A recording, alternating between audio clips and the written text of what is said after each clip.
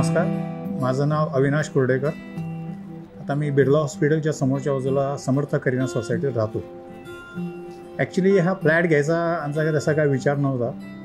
जसं फेसबुकवरती बघता बघता एक असे ॲडव्हर्टाईज पॉपअप झाली आणि ज्या केसमध्ये एक एकंदरीत ओव्हरऑल कन्स्ट्रक्शन आणि साईट लोकेशन जरा चांगलं वाटलं, म्हणून मग आम्ही प्राजक्ता मॅडमला कॉन्टॅक्ट केला.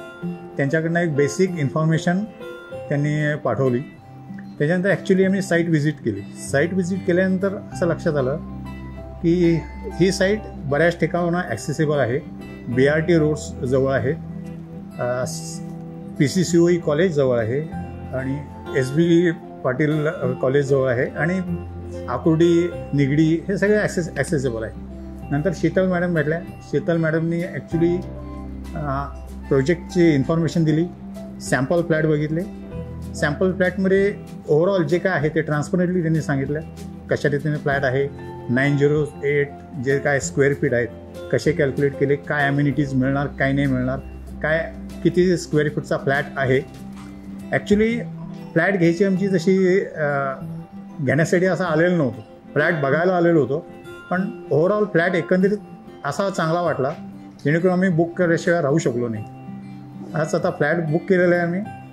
आता हा राहण्यासाठीच येण्यासाठी बघतो आहे. तसे आमचे 2 फ्लॅट ऑलरेडी आहेत चिंचवडमध्येच, पण तो असूनसुद्धा हा फ्लॅट एक वेगळ्या पद्धतीत नवीन स्टाईलमध्ये सगळ्यांना ॲक्सेसेबल.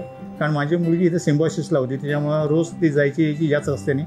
तिलाही हे लोकेशन सगळं माहिती आहे. इथनं मुंबई ॲक्सेसेबल आहे, मुंबई हायवे आणि निगडीला असं ॲक्सेसिबल आहे. तेव्हा आम्ही ठरवलं की इथं फ्लॅट घेऊन राहायचं. आता या फ्लॅट 3 BHK आहे. 3 BHKमध्ये एक प्रायव्हेट रूम 3 म्हणजे 2.5 to 3 BHK आहे. एक पर्सनल गेस्ट रूम आहे, जे आता आम्हाला बऱ्याच वेळेला प्रॉब्लेम होतो. म्हणजे ज्या वेळेस 2 BHKमध्ये आम्ही राहतो, जर कोणी गेस्ट आले तर आमची प्रायव्हसी जाऊन आम्हाला कॉम्प्रोमाइज करायला लागतं. पण या केसमध्ये असं होत नाही. या केसमध्ये गेस्ट आले तर गेस्ट सारखेच राहू शकतील एक सेपरेट रूममध्ये.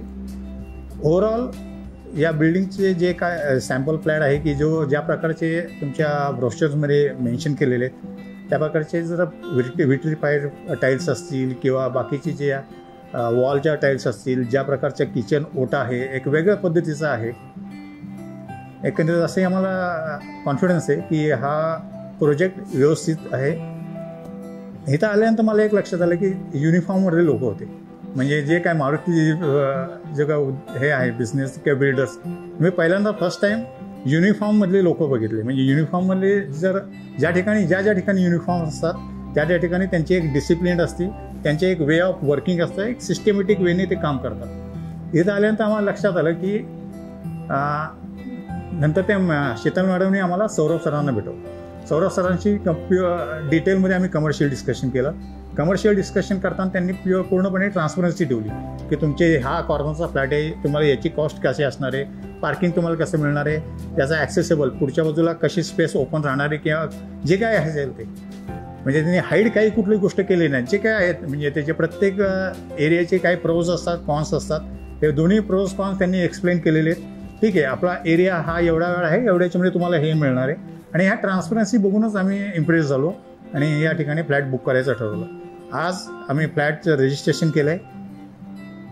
ॲग्रीमेंट पुढच्या एक 20 दिवसामध्ये होईल आणि फ्लॅट पुढच्या वर्षीपर्यंत तयार येऊन पुढच्या दिवाळीला आम्ही राहायला येऊ असं आम्ही अपेक्षित करतो. थँक्यू.